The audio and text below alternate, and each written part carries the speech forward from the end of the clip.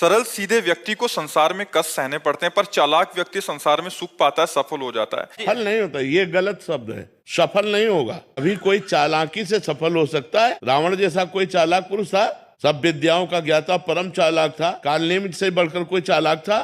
पूरी संजीवनी बूटी जैसी ही द्रोणागिरी में हर औषधि को कर दिया और साधु बनकर बैठ गया। हनुमान जी ने मार डाला, राम जी ने रावण को मार डाला, रहा न को कुल रोवन हारा। चालाक पुरुष सफल कैसे हो सकता? नहीं, सीधा सरल पुरुष कष्ट पा सकता है, पर सफल सीधा सरल सच्चाई पर चलने वाला हो। जैसे धर्मराज युधिष्ठिर बिल्कुल सीधे थे, यहां तक इतने सीधे थे कि युद्ध क्षेत्र में कल कौन सी रणनीति है वो जाके दुर्योधन सीधे पूछ लेता था। भ्राताश्री कल कौन सा चक्रव्यूह रचना है वो बता देते थे। इसीलिए भगवान दो बैठक करते थे, एक युधिष्ठिर के साथ और एक युधिष्ठिर से अलग। युधिष्ठिर के साथ जो बैठक की वो चक्रव्यूह रचना ही नहीं होगी, क्योंकि वो दुर्योधन को पता हो। इतने सरल थे कि वो आके पूछ लेते, वो पूरी बात बता देते थे। तो आप देखो विनाश किसका हुआ? चतुर चालाक, जिसके साथ शकुनी, दुशासन, कर्ण, दुर्योधन के साथ इतने चालाक, चालाकी की हद थे ये लोग। तो क्या ये लोग सफल हुए? नहीं, सफल हुए सीधे साधे युधिष्ठिर जी महाराज। तो चालाक पुरुष तुम्हें सफल होते नजर आएगा, लेकिन सफल नहीं हो सकता। सीधा साधा पुरुष तुम्हें दुख भोगते नजर आएगा, लेकिन वो दुख भोगेगा नहीं, आगे चलकर वही विजय को प्राप्त होगा। थोड़ी यात्रा ऐसी है जिसमें संशय हो सकता है देखकर कि बेईमान, दुष्ट, चालाक, कपटी पुरुष उन्नति को प्राप्त हो रहा है और धर्मात्मा, ईमानदार दुख को प्राप्त हो रहा है। लेकिन परिणाम में सही चल रहा है उसका सही परिणाम होगा, और जो गलत चल रहा है उसका गलत परिणाम होगा पक्का। उसका पुण्य उसको साथ दे सकता है, लेकिन जो जीवन का परिणाम है वो ये पद नहीं है। मरोगे तो तुम्हारे साथ पद नहीं जाएगा, तुम्हारे साथ रुपया नहीं जाएगा, अच्छाई जाएगी, तुम्हारे सत्कर्म जाएंगे।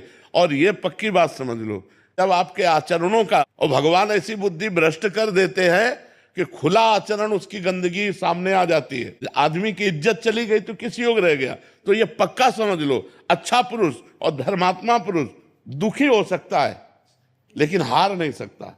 विजय को वही प्राप्त होगा, ये निश्चित बात है। सामने से तो बहुत सुंदर दिखाई दे रहे और पीछे जो पाप कर रहे तो मालिक देख रहा है, उसका हिसाब मालिक करेगा। मालिक की दुकान में है सबका जीवन खाता, पाई भर का भी चूक नहीं होती हमारे मालिक से।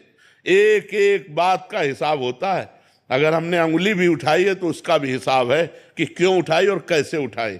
परमात्मा सबको देख रहा है, इसलिए ये मत जानो कि कोई देख नहीं रहा है, हम अच्छाई कर रहे हैं, हमें बुराई पर बुराई मिलती चली जा रही, कोई हमारे देख नहीं, परमात्मा देख रहा है। और जो एक है कि मैं छल कपट। सरल सीधे व्यक्ति को संसार में कष्ट सहने पड़ते हैं, पर चालाक व्यक्ति संसार में सुख पाता है, सफल हो जाता है। सफल नहीं होता, ये गलत शब्द है। सफल नहीं होगा। अभी कोई चालाकी से सफल हो सकता है। रावण जैसा कोई चालाक पुरुष था, सब विद्याओं का ज्ञाता, परम चालाक था। कालनेमित से बढ़कर कोई चालाक था।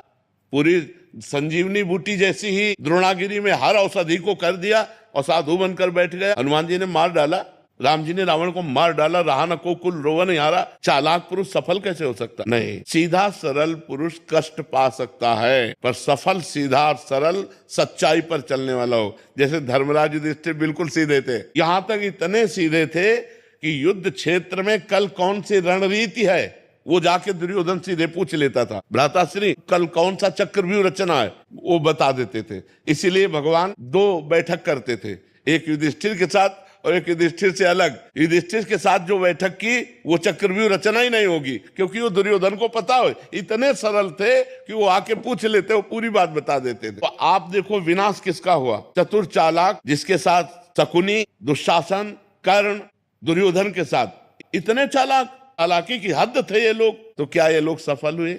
नहीं, सफल हुए सीधे साधे युधिष्ठिर जी महाराज। तो चालाक पुरुष तुम्हें सफल होते नजर आएगा, लेकिन सफल नहीं हो सकता।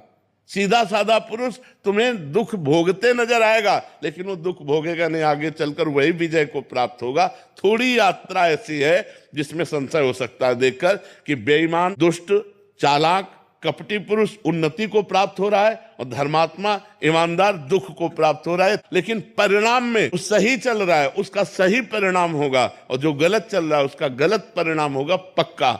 उसका पुण्य उसको साथ दे सकता है, लेकिन जो जीवन का परिणाम है वो ये पद नहीं है। मरोगे तो तुम्हारे साथ पद नहीं जाएगा, तुम्हारे साथ रुपया नहीं जाएगा, अच्छाई जाएगी, तुम्हारे सत्कर्म जाएंगे। और ये पक्की बात समझ लो, जब आपके आचरणों का, और भगवान ऐसी बुद्धि भ्रष्ट कर देते हैं कि खुला आचरण उसकी गंदगी सामने आ जाती है। आदमी की इज्जत चली गई तो किस योग रह गया।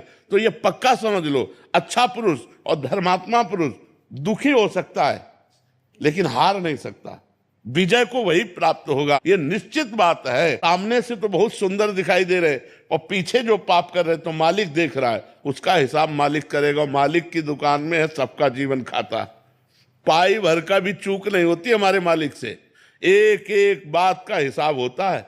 अगर हमने अंगुली भी उठाई है तो उसका भी हिसाब है कि क्यों उठाई और कैसे उठाई। परमात्मा सबको देख रहा है, इसलिए ये मत जानो कि कोई देख नहीं रहा है, हम अच्छाई कर रहे हैं, हमें बुराई पर बुराई मिलती चली जा रही, कोई हमारे देख नहीं, परमात्मा देख रहा है। और जो एक है कि मैं छल कपट